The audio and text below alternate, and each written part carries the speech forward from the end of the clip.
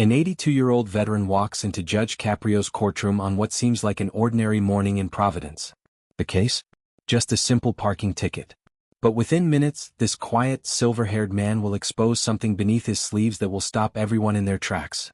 Something that will change how an entire courtroom and later millions online see the meaning of service and sacrifice.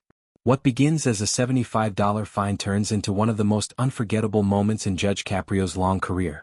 He moves slowly toward the defendant's stand, his steps steady but heavy, each one echoing through the room like distant memories. His name is Samuel "Tank" Reynolds, a retired Marine whose eyes hold both pride and pain. The spectators notice the way he stands, shoulders back, chin lifted, posture still perfect after all these years. No one yet knows the reason his hands tremble or why he keeps tugging at the sleeves of his worn-out jacket. But before this hearing ends, everyone will understand. I'm telling you right now, what you're about to witness will leave you speechless. This story will test your heart, challenge your assumptions, and remind you that compassion can be the strongest form of justice. By the end, you'll know why this single moment became one of the most talked about scenes ever to unfold in a courtroom. Before we go further, take a second to join our community here on Real Judge Stories.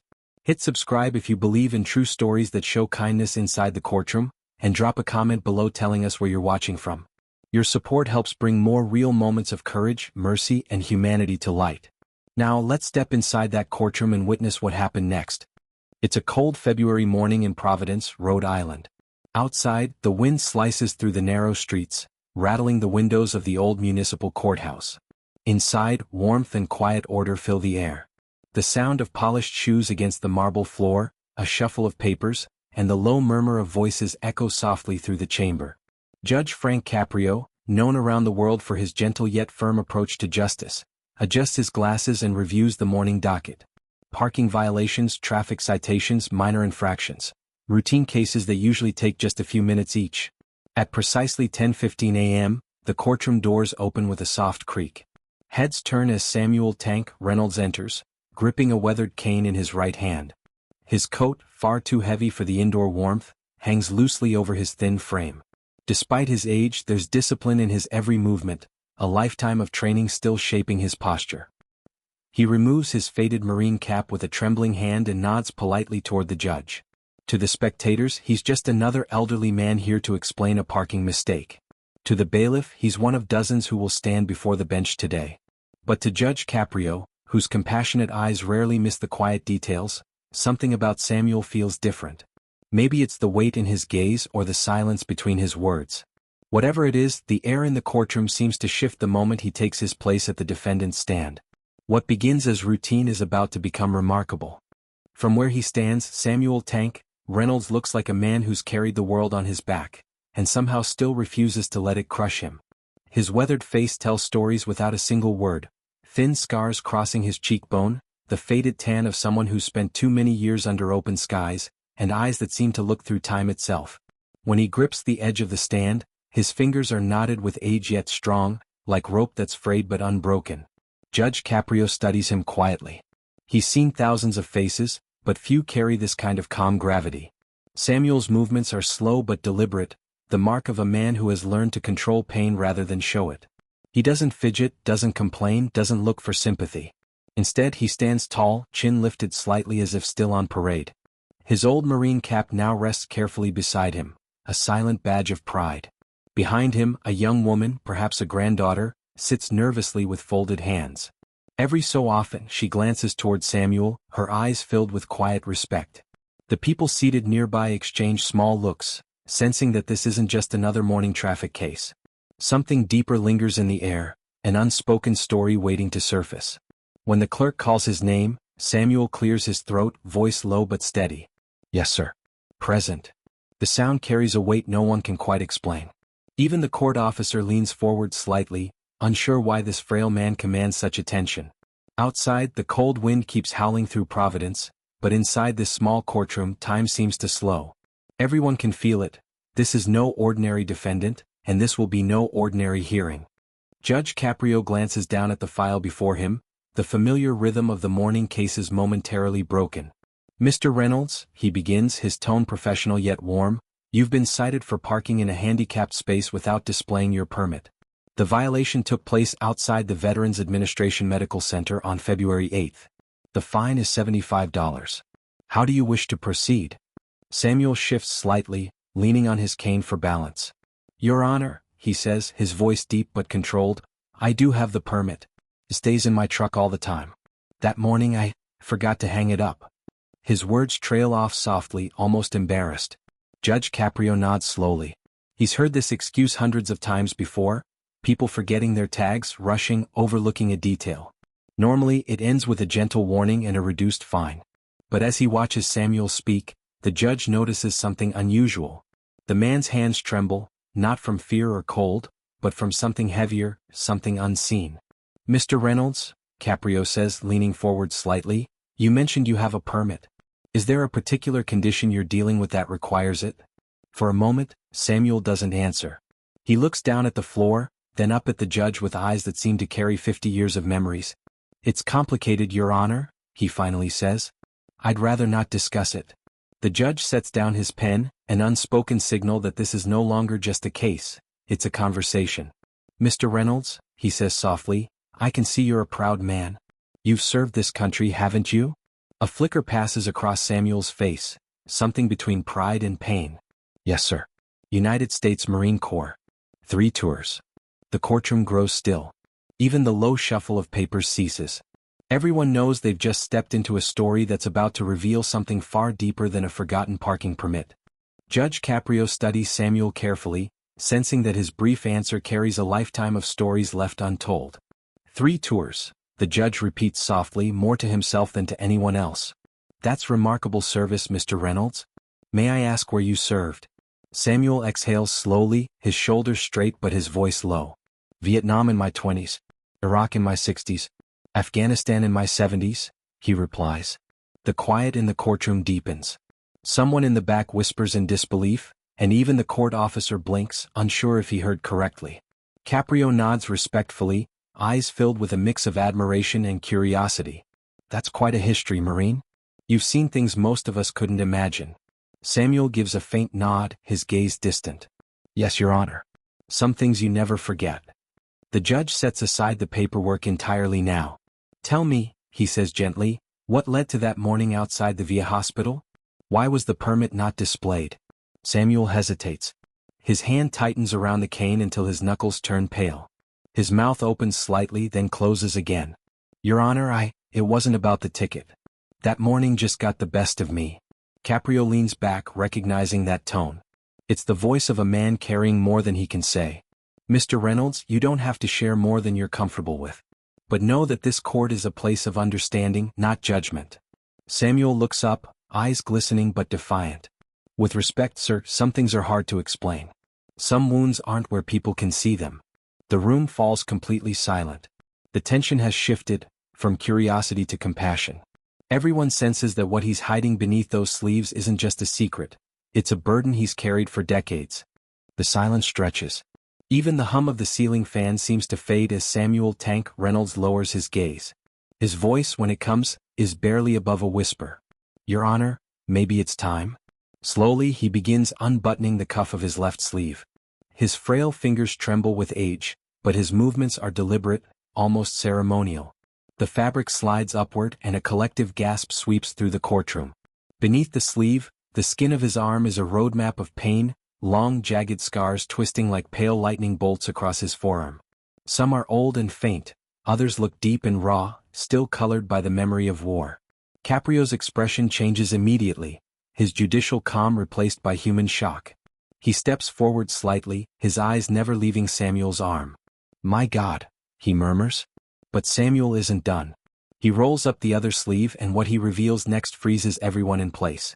Running from wrist to elbow, tattooed in small, careful letters, is a column of names, dozens of them. Each one etched permanently, each one belonging to a Marine who never made it home. These, Samuel says, his voice breaking for the first time, are my boys. Every one of them served under me. 47 names. Vietnam, Iraq, Afghanistan. I told myself I'd never forget them, so I carry them with me. No one moves. The bailiff lowers his head.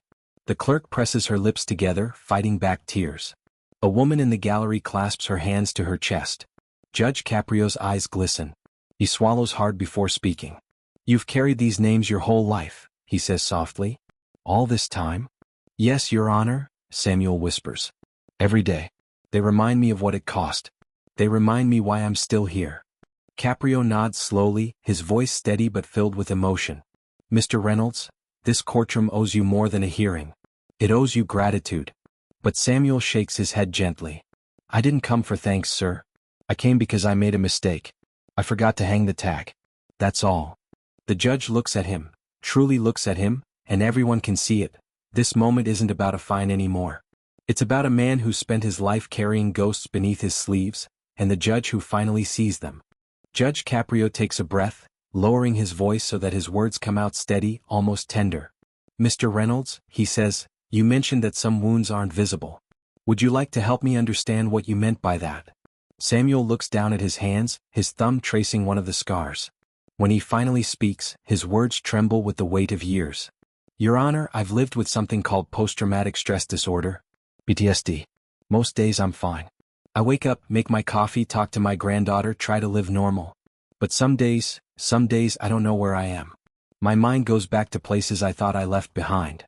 The judge nods, saying nothing, letting silence do the listening. Samuel continues, his tone raw and unfiltered. "That day, February 8th, I was parked outside the VA hospital. I've been having flashbacks, bad ones. The kind where your body's here, but your mind's in the middle of a battlefield. I could hear the mortars, smell the smoke, feel the heat. I just needed to get inside to see my therapist before I broke down completely. I forgot the tag, forgot the rules. I just needed help." A hush falls across the courtroom. Even the distant sound of traffic outside feels muted. Judge Caprio's eyes glisten as he nods slowly. "You've been fighting battles long after the war ended," he says quietly. Samuel's jaw tightens. "Yes, sir. And some of them don't stop when the shooting does." A soft sob echoes from somewhere in the gallery. The entire room sits frozen, witnesses to the kind of truth few have the courage to speak aloud. Caprio leans forward, his tone gentle but resolute. "Mr. Reynolds, you've carried your duty far beyond what anyone could expect. And I want you to know, this court doesn't see a violator today. It sees a soldier who never stopped serving." Samuel exhales shakily, his eyes glistening with gratitude. "Thank you, Your Honor," he whispers. In that fragile silence it becomes clear. This hearing has become something far greater than law. It's about humanity, healing, and the kind of respect that transcends any rulebook. Judge Caprio sits quietly for a moment, the courtroom still wrapped in silence. Then, slowly he rises from his seat. The rustle of his robe is the only sound that fills the room. "Mr. Reynolds," he begins softly, "in all my years on this bench I have seen many kinds of courage. But what you've just shown today, that's something rare." Samuel blinks, unsure how to respond. The judge steps down from the bench, something he seldom does, and walks toward him. Gasps ripple through the room.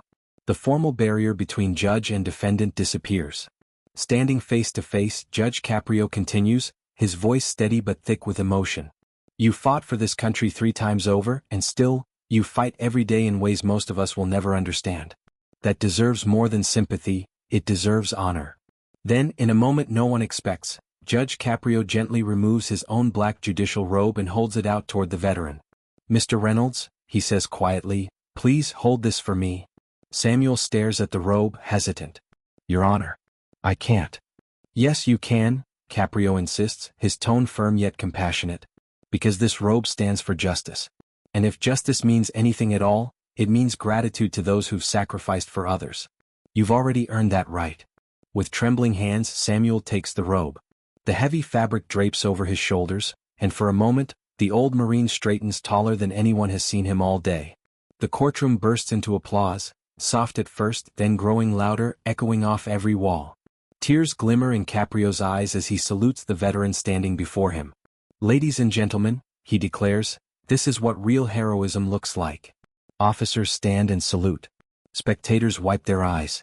In that small courtroom filled with strangers, something sacred unfolds, justice, compassion, and gratitude merging into one powerful moment that no one will ever forget. The video of that emotional courtroom moment spread across social media like wildfire. Within a single day, millions had seen Judge Caprio salute the veteran who once thought he was there only to explain a parking mistake. People from every corner of the world began sharing Samuel's story, Soldiers, students, families, even judges from other countries. Comments flooded in, calling it the most moving courtroom scene ever recorded. But the impact didn't stop online. Within 48 hours, Samuel received hundreds of handwritten letters from veterans and active duty soldiers thanking him for his courage to speak openly about post-traumatic stress. A local journalist launched a small fundraiser to honor his service.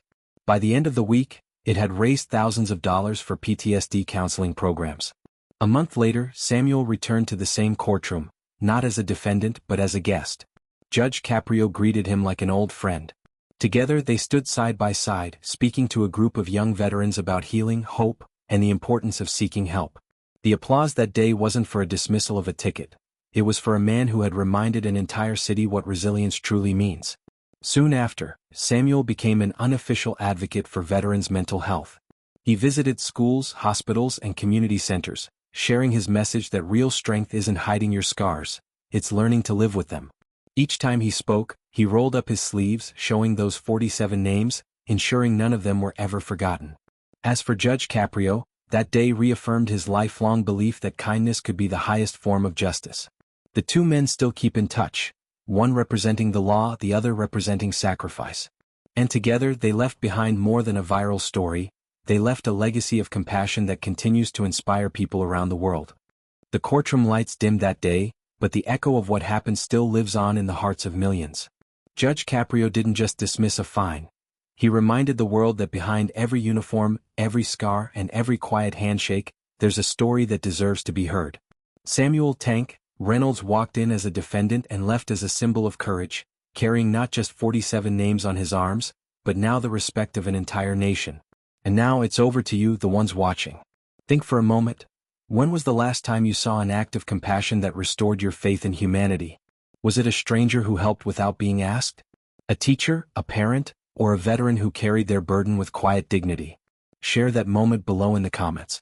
Your story might be the one that gives hope to someone else who needs it tonight. And if this story moved you, if it reminded you that justice can have a heart, then don't just scroll away. Subscribe to Real Judge Stories, where every week we bring you real moments of kindness, courage, and redemption from inside the courtroom. Because sometimes, the smallest act of understanding can create a ripple that reaches farther than any verdict. This is Real Judge Stories, where every decision tells a deeper story, and every act of compassion reminds us that humanity still wins in the end.